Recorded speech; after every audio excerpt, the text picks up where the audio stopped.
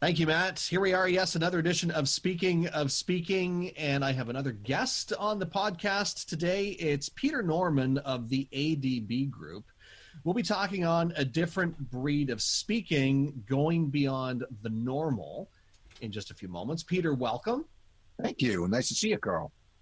Before we jump into the podcast, though, what we're going to be talking about today, Peter, I wanted to invite you to participate in a feature that we call Tales from the World of Public Speaking. So articles, stories, and they appear all over the place. Of course, the World Wide Web is huge for that now.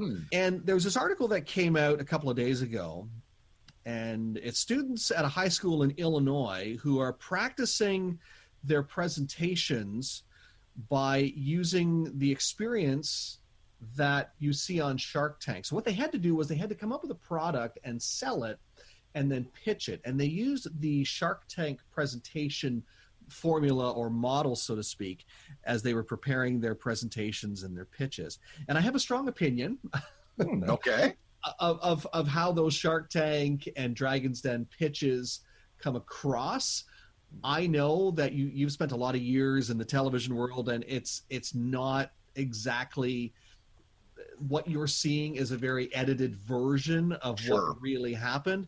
Yeah. But I find that sometimes they're very empty, or they don't get the point across the way that they really should. Yeah, that's interesting. You put that. It's when you think about what people do when they're pitching a product like that, and certainly on Shark Tank, I wouldn't say that the level of presentation is necessarily very high.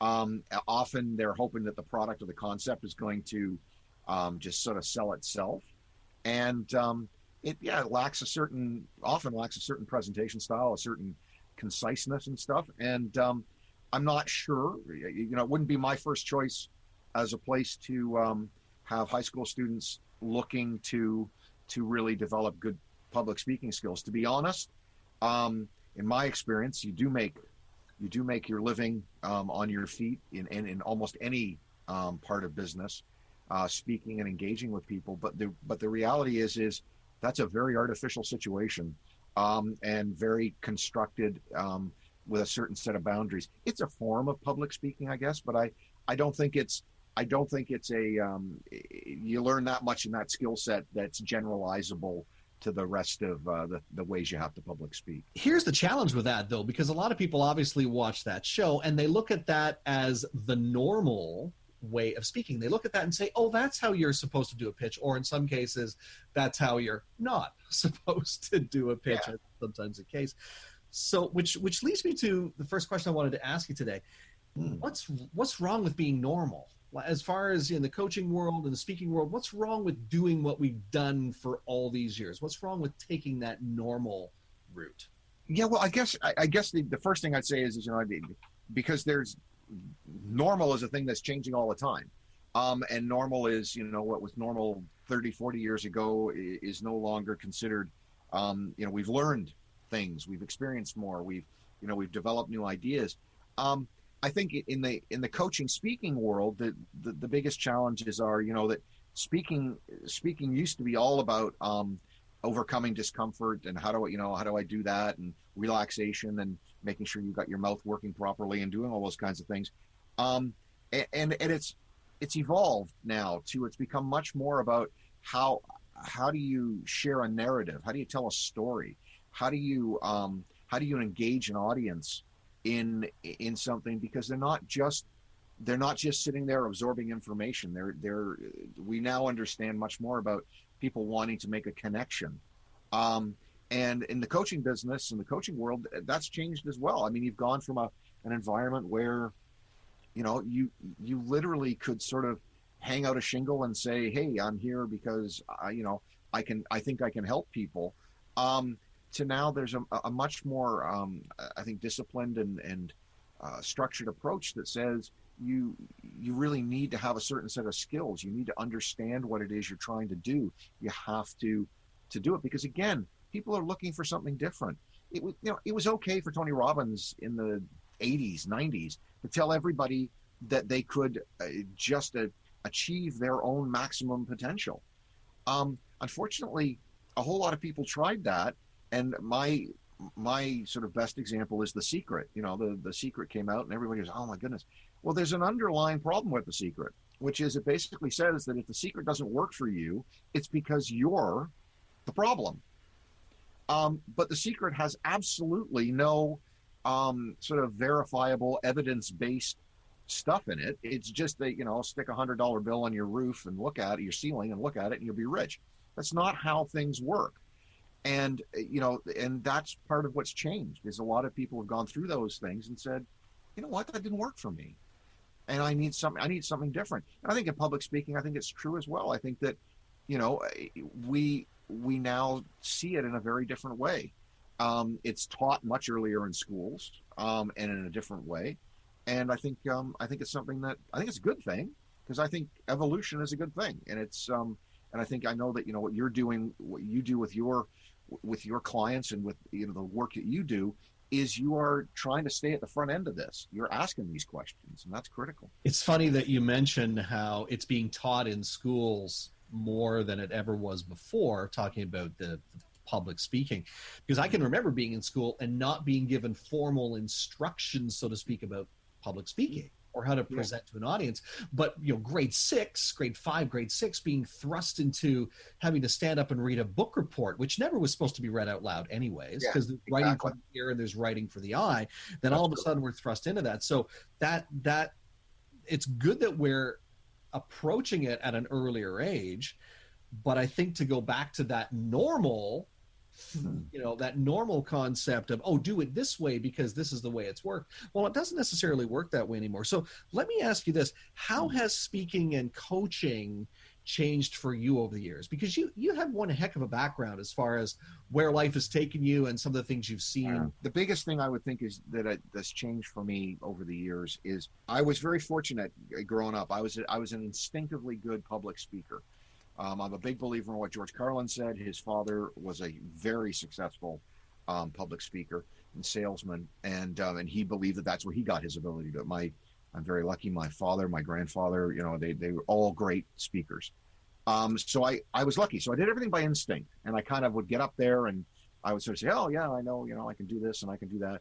And I was comfortable up there as well. I don't know if that's something that you found. It's, over time, it became actually a really comfortable place to be. But what changed for me, and certainly in speaking, was that I began to realize that despite the fact that I had a great set of skills for delivering, which meant that I was satisfying the 96-97% of what people take in as what you put out, my content and what I was talking about wasn't refined. It didn't have a purpose. It didn't have a goal. And that changed for me, and that's changed. I mean, that's been changing for me for years. But certainly in the last 5 to 8 years, it really has become my whole reason for what I do in terms of how I speak, is that I have to be sharing something with the audience. I have to be sharing something that has value, and I have to be sharing something, hopefully, of myself, but not in a sort of self-serving or kind of look at me kind of way. It's more turning around and saying my experience and what I know and what I can impart hopefully has value to those people. And I think that certainly in terms of coaching, what's changed most for me is I have recognized that to serve my clients and for ADB to serve our clients well, we have to have structure as well. We have to be able to turn around and define clearly what our clients' needs are, establish programs that are both effective and timely, and then deliver that at the end. And I guess what I would say is that it still looks like jazz when we're doing it. It's still fun and cool, and it's got a very it never seems pressured. But like good jazz, each one of the musicians knows exactly what they're doing. Jazz is not an attempt to spiral out of control. It's a give and take. It's like watching a great basketball team. That's what it is. So I think that's what's changed, is I'm much more conscious of those things. And with good jazz, you also get applause after the solo because it was so well done. Absolutely. And part of what the solo, what works is that it integrates into what the next person does. Because it's almost like that solo, that person throws it off to the next person and says, hey, you take this and you see what you can do with it. And they go off. And it's wonderful. And of course, that's where creativity comes in all of this process. And I guess that's something until we just started talking about it. And that's the other thing that's changed, is that I want to and have tried to develop reliable and consistent creativity. And that is something that, when I was younger, I certainly didn't know you could do. I did everything by instinct. But I now am at the point where, I realize that with a foundational base and good work and a process, you can actually consistently be creative. And that's, and that helps people. One of the biggest skills we're trying to help people to learn is how to be creative in their own lives, how to take what's going on in their life and be creative and positive about it. You mentioned a different breed and the processes and the things that you go through when you're working with clients. There's probably a lot of people on this podcast listening wondering, okay, what is a different breed and what makes you different? So what are you and what does make you different? Well, I'm going to use an analogy that I use all the time, and in fact, it's one of our catchphrases for the business. Just imagine that there are two types of people in the world, and I know that that's probably a gross generalization, but let's say that there are. The first group of people are what I call salmon. They are people who are swimming against the stream. They are desperately trying to get to the spawning field where they will reproduce themselves and then die. And in the process of it, they literally change who they are in order to try to succeed in this massive, overwhelming sea of salmon. So, all that footage you've seen of salmon trying to get upstream. And then there are bears. And bears are wonderful because bears are the complete antithesis to the salmon. In fact, they are one of the salmon's most deadly enemies. And bears are great because bears don't waste their time swimming upstream against all the odds and everything else.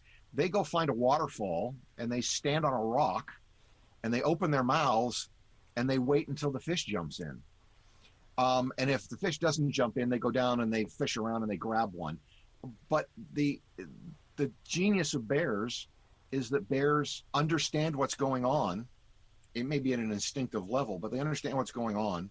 They have a set of tools that they use, and they have success. And in fact, their success is the absolute antithesis of what the salmon's trying to do. So, if you look at the two kinds of people, there are people swimming upstream, desperately spend their whole lives on what we call the rat race, or, in that belief that if I just do the right things, if I just do what I'm supposed to do, I'm going to wind up at the end of this and I'm going to spawn and then, I'll die. But that's okay because I'm going to, and you got the bears just standing there going, wow, that seems like the Mugs game. That is, I stand on this rock, I open my mouth and fish jump into it. And what could be better? And then a couple of fish jump in my mouth. I go home, I go sit down for a while and take a nap. I mean, this is, and this is the difference. People are desperately trying to find more energy to do the thing, to fight the water and to get upstream. And the bear's just turning around and going, yeah, but if you just understand what's going on here, literally fish jump into your mouth. Like, how much easier is that? And that's all about understanding this concept I talked about earlier, which is about having a plan and preparation and understanding. And we work very hard on that. We use very well established, academically and experimentally proven techniques. We use cognitive behavioral coaching, and we use behavioral coaching. We use positive psychology, all these things and coaching skills that have come from sports. And we use them to help people to stop being salmon and to be the bear. That really is our whole focus, is to make people bears, because bears have a much nicer life than salmon do. My guest has been Peter Norman from A Different Breed. If Peter has said something that has resonated with you, if you're ready to take the next step and work with Peter or want to find out more information, Peter, how can people get a hold of you? Oh, well, the best way is to contact me, Peter, at adbgroup.ca. And contact me by email, or you can go to our website, which is a different breed.ca. And you can take a look at what we're doing. And we're always looking to help people. We work with people, individuals, businesses, entrepreneurs, groups, and organizations, and help them to move forward in ways that allow them to become self-supporting and to really take their lives forward in the direction they want to go. So yeah, please, that'd be great. I should mention too that Peter is a panelist and a sponsor at my event on March 8th. Be Bold from the Stage. We're looking forward to seeing you there, Peter. And you'll very, very happy to be there, buddy. You'll have a chance to see and hear Peter in action and hear more of the story of what he's just been chatting about. Still some tickets available, by the way, March the 8th in Kingston. If you like TED Talks, if you like Mo Mondays, if you like hearing real stories from real, authentic people, and you'd like to make some literal human connections, you'll definitely be able to do that at Be Bold from the Stage. Tickets are $60. However, if you go to my website, carlspeaks.ca, and enter the promo code STAGE, STAGE, you'll get your tickets at 50% off. All right, so do that now. We still have a few tickets available for the March 8th event, and it's just around the corner, quite literally. Peter, thank you so much for joining me today and being my guest on the podcast. Thanks, Carl. Anytime, man. I really appreciate it.